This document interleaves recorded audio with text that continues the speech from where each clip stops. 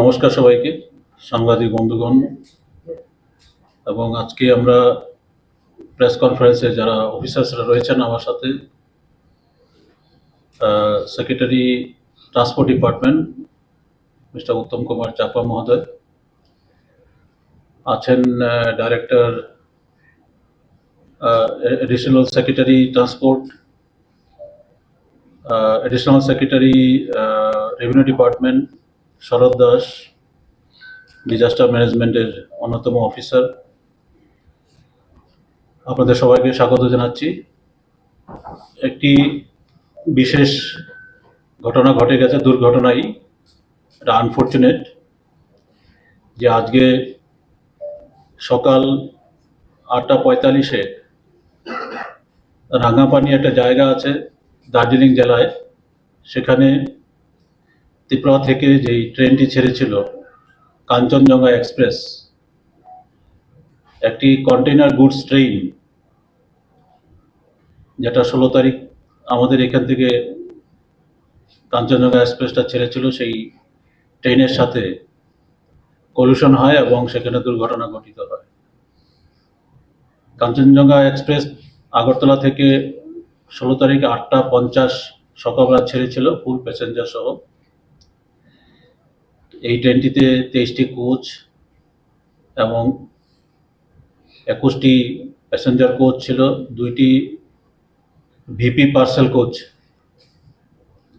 আজকে সকালবেলা এই দুর্ঘটনার খবর প্রাপ্তির পর থেকে স্টেট ইমার্জেন্সি অপারেশন সেন্টার ফুল স্পিডে সেখানে কাজ করতে শুরু করেছে। হেল্পলাইন নাম্বারগুলির সাথে কানেক্টেড করার চেষ্টা করেছে, রেলওয়ে অথরিটির সাথে যোগাযোগ করেছে সেক্রেটারি ট্রান্সপোর্ট ডিপার্টমেন্ট, আমি নিজে হোম সেক্রেটারি, বিভিন্ন জায়গায় সেখানে যোগাযোগ হলো। আমাদের অনারেবল চিফ মিনিস্টার সেখানে নিজেও মনিটরিং করতে শুরু করলেন সকাল থেকেই। এখানে দুর্ঘটনা যেটা ঘটে গেছে, ঘটনাস্থলে আমাদের স্টেট থেকে একটি টিম পাঠানো হচ্ছে, তারা আজকে বিকালে সেখানে পৌঁছে যাবে। বাগডোগরা এয়ারপোর্ট হয়ে ঘটনাস্থলে যাবে। আমাদের রাজ্যের যদি সেখানে কোনো ক্যাজুয়ালিটি বা দুর্ঘটনা জনিত কোনো কারণে ইনজুর্ড হয়ে থাকে, তাদের দেখভাল করা, তাদের ট্রিটমেন্টের ব্যবস্থা করা, রেস্কিউ ইত্যাদি ব্যাপারে তারা সাহায্য করবে। সেখানে অলরেডি রেলওয়ে কর্মচারীরা আছেন এবং স্থানীয় প্রশাসনের কর্মকর্তারা রয়েছেন, সেখানে কাজ চলছে। মাননীয় মুখ্যমন্ত্রী আজকে সকালবেলায় ঘোষণা দিয়েছেন যে যারা আমাদের ত্রিপুরা রাজ্যের যদি কোনো প্যাসেঞ্জার সেখানে এই দুর্ঘটনায় মারা গিয়ে থাকেন, তাহলে পরে তার পরিবারকে 2 লক্ষ টাকা পর্যন্ত ফিনান্সিয়াল অ্যাসিস্ট্যান্স দেওয়া হবে। ইনজুর্ড প্যাসেঞ্জাররা আছে, যদিও সেখানে ইনজুর কোনো প্যাসেঞ্জার থাকে, তাদের চিকিৎসার বাবদ পূর্ণ খরচ রাজ্য সরকার বহন করবে। এখন পর্যন্ত যা খবর পাওয়া গেছে, 5 জন লোক মারা গেছে এবং 30 জন আহত হয়েছে। ত্রিপুরা থেকে কেউ মারা গেছে বা আহত হয়েছে এখন পর্যন্ত আমাদের কাছে এরকম কোনো খবর আসেনি। রাজ্য সরকার এখন পর্যন্ত বিভিন্ন অ্যাঙ্গেলে মনিটরিং করে চলছে।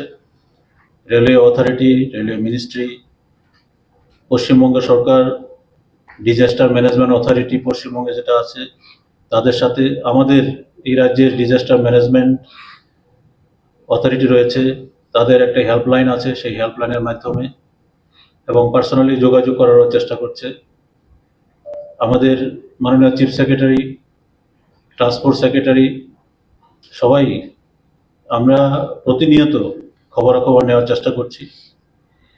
আপনাদের কাছে অনুরোধ থাকবে যে আপনারা নিজেরাও যদি কোনো কিছু জানেন তাহলে রাজ্য সরকারের গোচরে আনার চেষ্টা করবেন।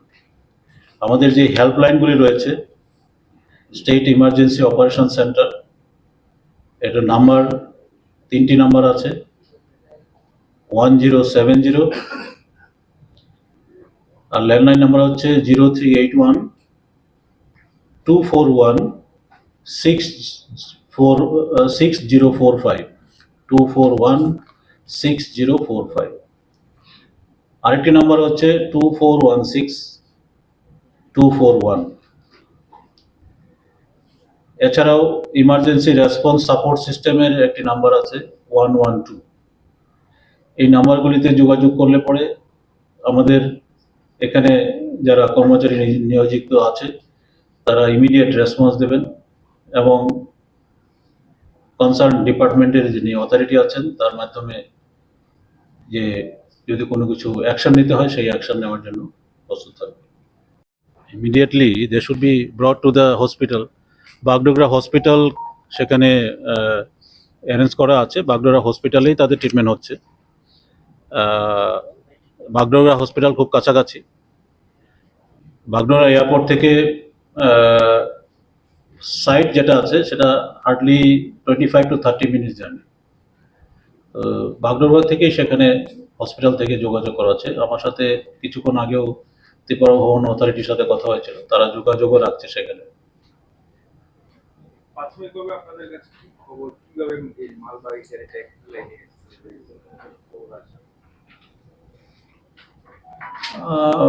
প্রাথমিকভাবে আমি খবর পেয়েছিলাম। আমি আমার ব্যক্তিগত পরিচিত এক ব্যক্তি আছে, সে আমাকে খবর দিয়েছিল আর কি। সে প্রথম জানে, তারপর আমাকে দেয়। তারপর আমি এটা আমাদের চিফ সেক্রেটারিকে জানিয়েছি, ট্রান্সপোর্ট সেক্রেটারিকে জানিয়েছি, তারপর ডিজাস্টার ম্যানেজমেন্ট অথরিটি যারা আছে আমাদেরকে জানানো হয়েছে।